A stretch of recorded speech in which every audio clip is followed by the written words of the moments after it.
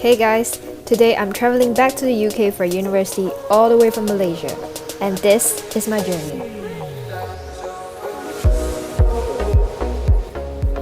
Penang Airport was quite as expected. I didn't need to queue at all, which was a plus. And a lot of shops were not open, including McDonald's. So if you are coming to the airport looking for food, only limited options are available. And this includes shops after the security as well. Not many of them were open. For my first flight, I flew with Malaysian Airlines to KLIA. Generally, I feel like they did quite a decent job for the safety precautions on the flight. All cabin crew were wearing face masks and gloves. We were given a face mask and a small pack of hand sanitizers as well. We were even given an immunity booster sample. Unfortunately, there wasn't any social distancing on the plane, but luckily, it was a very empty flight. When I reached KLIA, the immigration at the transit area was closed, so I had to exit and go through security again from the departure hall. Immigration was smooth for me. As a student, I didn't need any approval letters to leave the country. I just needed to show them my student card and BRP card. I was required to sign a declaration form to accept that I'm not allowed to return to Malaysia during the MCO period after leaving the country, unless permitted by the immigration of Malaysia. The aero trains were not operating in KLIA, so we were put into a shuttle bus instead to go to our gate.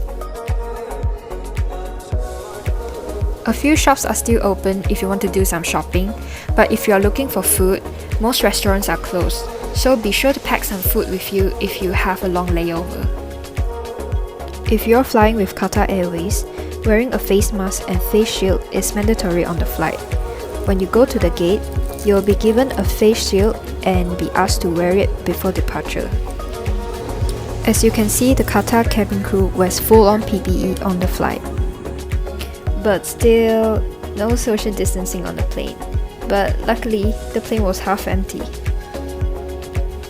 To ensure the safety of the passengers, Qatar Airways encouraged us to wear our face shield throughout the journey until we reach our final destination. We were given a travel kit which includes a face mask, a pair of gloves, and a small pack of hand sanitizers. I wasn't too worried about food handling because all cabin crew were wearing their PPEs while serving us.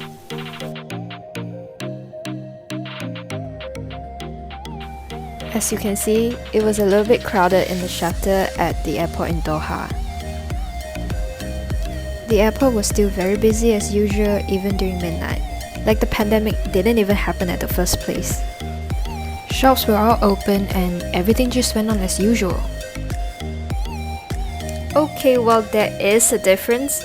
So space were put between seats, indicators were put on the floor to make sure people social distance, and of course, everybody were wearing face masks. So my flight to London was pretty busy, which was a bit worrying for me, but luckily there was a space between me and the other passenger, and I just made sure I do my safety precautions. Like finally, after 3 flights, I arrived at London Heathrow Airport. Heathrow Airport was very busy.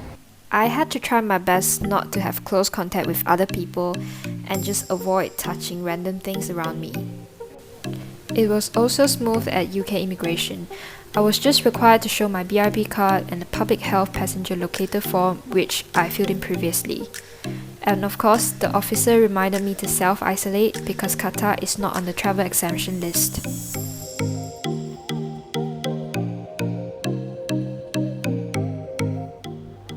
Hey guys, so I'm back in my student accommodation now and I just recently finished my 14 days of self-isolation. Thank goodness I'm well and healthy. Generally, I don't think there's too much to be worried about traveling to the UK from Malaysia. On the safety aspect, just make sure you do all your safety precautions well. And as for traveling, because there are so many rapid changes in the COVID-19 situation, it's best to check on the latest government announcement to make sure that travel regulations haven't been changed before you travel. That's all from me. I hope you have a safe journey, stay safe, and thank you for watching.